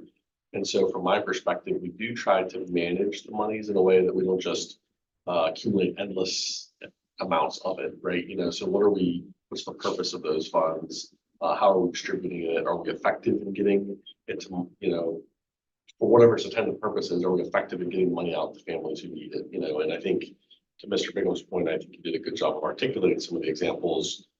Maybe the food service one's an example where we've even adjusted that a little bit over the years, where certainly money is available to help, families who have a need and have maybe accrued a lunch debt, but also like our summer meal program, we've used that fund to help, offset the cost of that, because years ago we used to have funding through PDE as open sites, but then that money had gone away. And we still found value in trying to provide some kind of summer meal program to help those in need.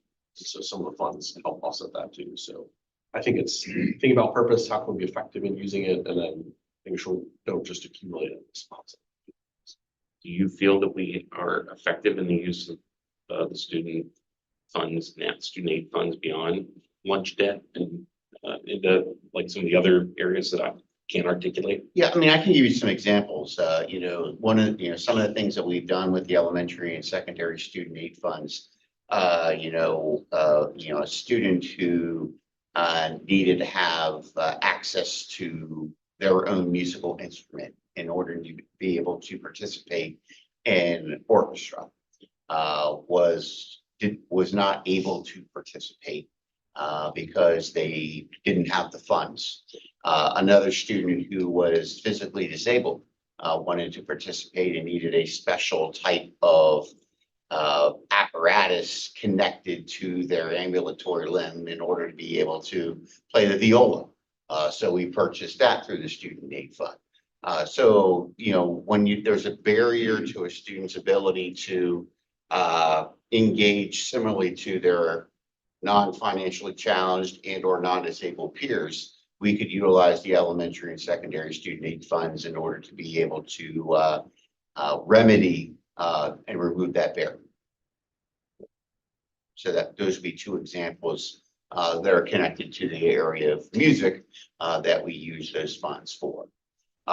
We could utilize that to offset costs connected to or gaps connected to our food pantry programs. If we are running short on funds, we can pull it out of there in order to be able to help students. But fortunately for us, we have partners like Kicking for Kids and Operation Wildcat. And I don't want to steal much of Leslie's thunder for her presentation next month. But at the same point in time, they're all main contributors to the elementary and secondary student aid funds. Okay, thanks. You're welcome. So Go ahead. Go ahead.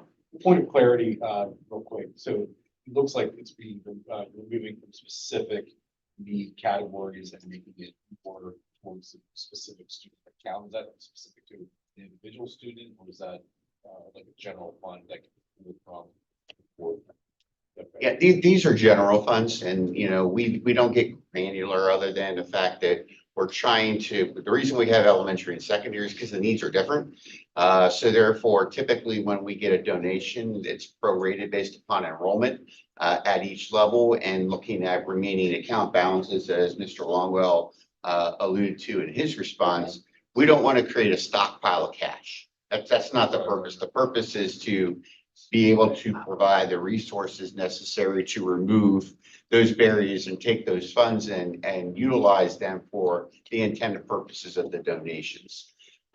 You know, every once in a while, we'll get a private donation that comes in and we have policy that takes care of how those donations are handled. I believe that's a 900 series. Yeah. Yes. So, you know, this is connected differently. This is more focused on removing barriers to student access to their educational programs or extracurricular programs, as opposed to, you know, just generalized donations. And it said that there would be a staff member that Mr. This one's essentially instead of a committee. Is that somebody on staff currently, or is that a new position? No, that's currently somebody on staff, and all student activity accounts are two-party signature accounts. So there are designated staff that are identified as being able to sign off on requisitions for that. And for speaking through the elementary and secondary funds specifically, that's the Office of Student Services. Anything coming in through the Recreation Department is handled through the Recreation Department. Food Services is handled through Mrs. Marlin's program, as well as with Mr. Longwell and Mrs. Healy's oversight. So there's definitely a system of checks and balances to make sure the front funds are designated for the intent in which they were donated. One other quick thing, is there a published list, or is there any way to understand what certain needs are in the district for, let's say, a business organization that does want to, you know, you don't want to donate to something like, let's say, lunch fund. You have plenty of money for that. Right. I mean, most of our donors, you know, come in with their desired support of what it is that they want to do. You know, we had a previous connection with a nonprofit called Hopskins that was a spinoff of the owners of Hops and Barley. And, you know, they had a passion project of supporting elementary positive behavior support. So therefore, the funds that they donated were reserved specifically and targeted for supporting the incentive programs at the elementary level, connected back to their Wildcat Way and how they did their rewards. So that's an example of, you know, a local nonprofit having a focused area of donation that we want to make sure that those funds that were donated for that purpose go to that purpose. And we provide them feedback, not the specificity of the who, but more of the what and how funds were utilized and what they were utilized for, to validate their donation without betraying any confidentiality of you know, individual student need. That's great. I think if a business was interested in what needs are out there, they could certainly reach out to Mr. Bigham's office or one of the guidance counselors. I think you run into a gray area there when you start to publish needs. Oh, yeah, I think, you know what I mean? But and most of our donors are not looking for, you know, the gratification, you know, the recognition. You know, we try to provide that to them, but they often are not looking for that. They just feel that they want to give back to the community and want to help the future generations of tomorrow be the best that they can be and be able to reach the components of our mission statement and have every student have that opportunity. Not everybody gets to be the subject of a video when they're donating food to the middle school. That's true. That is true. My question's on 200. Being a child of active duty military for 14 different schools. I'm surprised that you're asking for proof of residence within 45 days, because that just seems like such a long span. Like you've got a child in the school district for 45 days before you know they really live here. Well, that's where policy 254 comes into play. And we'll get there a little bit. But policy 200 is basically stipulating the fact that there were classifications and categories that are defined under what is the phrase educational instability. And one of the things that we have a little bit more flexibility on are students of children of military families. And that's why if the board recalls, last spring was when we actually brought policy 254 in as a policy. Prior to that, it was a compact, a military compact from the federal government that just basically said, hey, children of military families are often on the move, and they're moved rather quickly. And some of the policies, procedures, and programs that exist in states and local school districts are negatively impacting the ability for them to receive the services as they need. And it's not really their fault that their parents are on orders and have to move quickly. So therefore, they shouldn't be negatively impacted. And that's where Act 82 of 2024 came into play with regard of taking that compact and making it more formalized as a policy in the state of Pennsylvania, as opposed to an agreement. And we have long since, the 15 years that I've been in student services, we have always honored the compact. We have made sure that children of military families have never been negatively impacted based upon, that their status.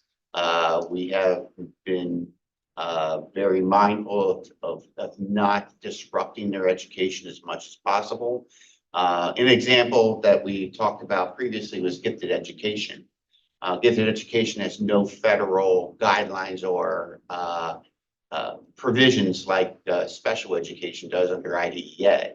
So therefore, every state can define gifted evaluation or gifted education in a different manner. How students qualify, what services they receive. Pennsylvania's Chapter 16 that talks about how gifted education should be defined and implemented.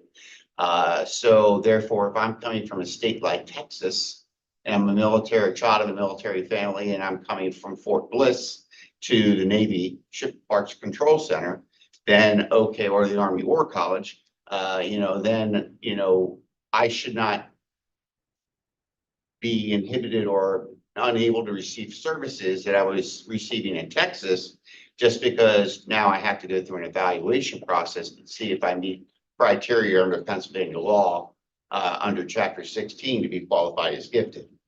Okay, I enact the services that were provided for that student in Texas immediately upon entry and upon enrollment. That's an example of how that compact, now policy 254, comes into play to support a child who is a gifted learner under the provision of educational instability. Does that make sense? Yeah, it does. Okay. Same thing with special needs, right? We. Well, there are federal guidelines You for have to special enact that right away. education. So Pennsylvania actually has more restrictions under Chapter 14 Okay. than the federal government provides under IDEA. So, we definitely meet the criteria, plus more in the states of Pennsylvania.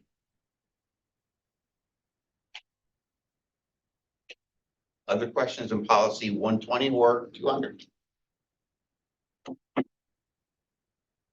Sure, because we did back up there, so we don't get too out of order. Oh, that's fine. I mean, it brought up a lot of good conversation after that. Oh, it's sort of, there's a typo at the bottom of page 1, District 10 is not, why is the title? Under which policy? The number 200. 200? So like the second to last paragraph on page. Oh, yeah, I see it. Thank you. That question will move on to policy 202. Yeah, policy 202 is a provision that came out of Act 67 of 2024. If the board recalls, that came to us, I think, a few days before the start of the school year. And what that Act 67 basically tells us is that there are now a new established criteria for us to have students that are non-residents no longer being included within the school district based upon them being a non-resident. So Act 67 actually adds more provisions of what the district must go through with regard to process.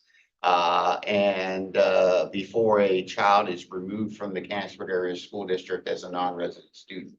So we needed to update policy 202 accordingly. It also connects with educational instability, there are numerous citations that were updated in that policy as well. Basically, it is the 4 criteria under Act 67 of 2024 that needed to be incorporated in policy 202 per PSBA's recommendation. Well, did this act in any way change the rights of like families that are homeless? Not families that are homeless. So that they still have the Right. provisions that Right. help them. McKinney-Vento is the provision. That's a federal regulation. So McKinney-Vento would trump Act 67 if there is ever a discrepancy in interpretation. We've had numerous conversations within our region with our Region 3 homeless liaisons to verify the validity and process of when there's a conflict between one of the new provisions under Act 67 and where McKinney-Vento stands with regarding federal law. And we have been told time and time again by both the region and by our own solicitor that federal law trumps state law. And even though state can have additional guidelines with regarding the provisions of how school districts are to operate, similar to Chapter 14, 15, and 16 or Chapter 14 and 15. Chapter 14 is special education. Chapter 15 is Section 504, which covers both the Rehabilitation Act of 1973 and the American with Disabilities Act. So those are federal. And then the state can define greater things under state law. But in the end, if there is a discrepancy, federal law trumps state law.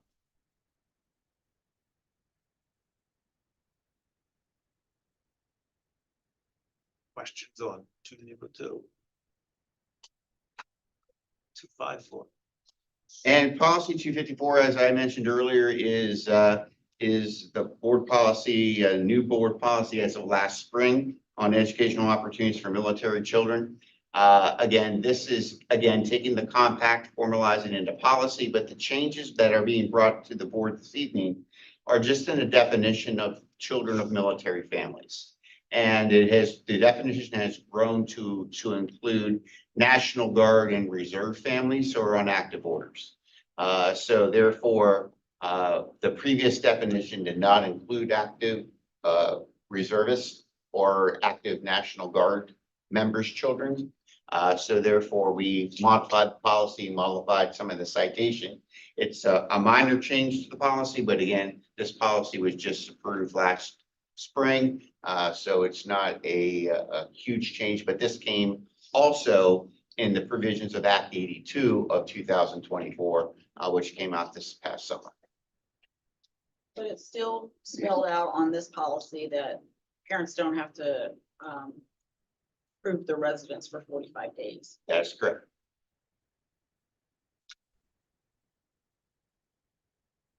Well, to me, that just seems way too long or something. Like this child could be in the school district for that long without. I will tell you that our parents provide us with their orders when they have them. So, when they receive their orders, they give them to us. The house address Mhm. in a certain. You think it should be shorter? Yeah.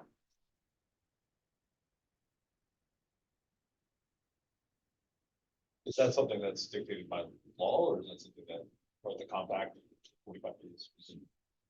Yeah, that's the provision of the Act 82. So, there's a citation to that statement within the policy. So it's not like we created that number. It is the number that has been provided to us through the act that was approved as Act 82. Well, I have a perfect example. Like I had 3 fifth grades. One was in Spain, and then we moved to Pittsburgh because my dad was going to Vietnam. My mom enrolled us into this one school because we thought we were gonna live here. Well, 3 days later, no, we're not living there. We're gonna live down there. So I had to go to a different school. And to me, it would just seem to be that you'd have to prove that you're going to actually live in the school district too. I would tell you in a limited number of cases that we have had, our families, our military families, they're honest families. You know, they're not here trying to have school choice. You know, most of them don't know the tradition, pride of and excellence that we have in our district as they're moving in. And, you know, although they do their best to do their homework before they just determine where they want to live, they typically have a plan of where they're going to live. And, you know, I can recall in one case that I have had in the last 3 years where we've had a child of a military family come in, say they were going to move into our district. We're told that it was in Mechanicsburg Area School District, and it wasn't. And that family did the right thing, and they withdrew their child and enrolled in the district in which they were residing. So nobody is maliciously come into my knowledge or with my knowledge into our central registration who is a child of a military family who has intentionally tried to pull the wool over our eyes. Well, it's confusing here because there's 3 school districts in Mechanicsburg, so it's hard. That is correct. And this we're giving grace to our families who, while they figure that stuff. That I is agree with correct. that. Yeah, but we're not, Totally this change isn't allowing them to choose a school. No. It's just allowing their kids to have a 45-day grace period. With regard to records With that regards we to- document and we keep in our student information system to serve as a source of evidence that they should be educated by our school district. But that, you know, I can tell you in working and overseeing central registration, there have been limited number of children enrolling in our district of military families. And in the one case in 3 years where that residency was not in our district, that family did the honest and right thing and did what they needed to do to remedy the fact that they were not living here in this district. And it wasn't like we forced them to do that, but we do ask them and we do check on them at the end of that 40-day period to collect that evidence. And, you know, if most of them get it to us before that. So we are doing our due diligence to make sure that, you know, students that are attending our district are residents of our district. But we have more problems with families that are trying to come in here by school choice and fraudulently enrolling than I have with military families. Looks like this was in 2023 November, it was enacted by the state legislature. Right. So, state law. Well, military families have a lot of practice getting this right, so. And they have a lot of liaisons that help them do that. And, you know, we were I very just- carefully, you know, and lockstep with our military partners and attaches to make sure that not only are they enrolled in the right place, but they're getting the right supports and services. And I think those partnerships and community-based partnerships have expanded over the past several years as well. It'd be pretty obvious, like on the first couple of days when you go to the bus stop, the bus takes you to Middlesex Elementary, so somewhere in Mechanicsburg, right? You know, I feel like that would get kind of sorted out before you get to. Or Mechanicsburg bus does not show up. Right, exactly. To pick you up, Yeah. and then Flip you're side of scratching that- your head as to why the bus stop is, you know, doesn't have BNS transportation on the side of the bus. You could also purchase a property that actually touches Mechanicsburg School District property and then find out. That's that true. They go to. You're on the Yeah, wrong like, side of look the at the high street. school right now, why am I going to Yeah, that's CV? Yeah, I get that. You have some. So it is very Your confusing. strange orders. Well, yeah, well, my last house was a street that, you know, the first half of the neighborhood went to West Shore, the back half went to, you know, was Upper Allen, and you wouldn't know that. Right. So Paul, for non-military families, how many days, if somebody moves in here, they bring their child in, how often And it's during the school year, so obviously the kids gonna go to They're school. required to bring that documentation during the enrollment process. Yeah. So we have that at the time. Yes, yes. But that doesn't mean that we don't receive a utility bill as a source of information with their name on it, where they haven't actually lived there, or that they have told somebody that they live there and they get that bill. Or a family for whatever reasons, financial, they could move out to live with a relative and Correct. tell us, and that child could still be going. Correct. So I mean, it can occur whether you're military, non-military. There's That is correct. Just a little additional leniency for them to get the documentation. Right. Right. In the end, the standards. So you're not holding the kid out of school while they're doing it. Correct. Because that's obviously. But because they had no idea they were gonna be Right. sent here, and they thought they were going somewhere else, as you said, and then all of a sudden here, and then you realize, oh, my kid actually goes to Current Valley or whatever, but they're getting educated, they're in the building. That is correct. You know, and the general rule of thumb has always been, you know, through the guidance of federal law or McKinney-Vento, if there is any type of a doubt as to whether or not a child is a legal resident of your district, if you know that they're residing in your district or laying their head every night in your district, our responsibility is to enroll them and then figure out the details later. And there are some provisions under McKinney-Vento where we have a grace period of 30 days. Based upon their identification as being homeless. And as long as they meet the criteria and definition of a lack of fixed, regular, and adequate housing, they can be classified under McKinney-Vento as homeless. And then, of course, when we talk about foster care and the best interest determination process, I mean, there are a lot of different things out there that can give exceptions for student enrollment. And we have to govern all of those pieces when making those decisions. But the general rule of thumb, and we'll hear this from our regional liaisons, is that if you are in doubt, enroll and figure it out. Pretty good. Thank you. Any further questions on Paul for policy? I just want to say it's amazing your knowledge of the law and policy and how to apply it. That's what's amazing. Appreciate that. He eats this stuff up. He's in his glory right now. It's 28 years in this school district and, love every minute of it. Thank you. With your military background. What is my military background? No, with your. With the background. military background, yes. You're sensitive to this military. Absolutely. Having one of my own. Should be. Any further questions? Seeing none, meeting is adjourned.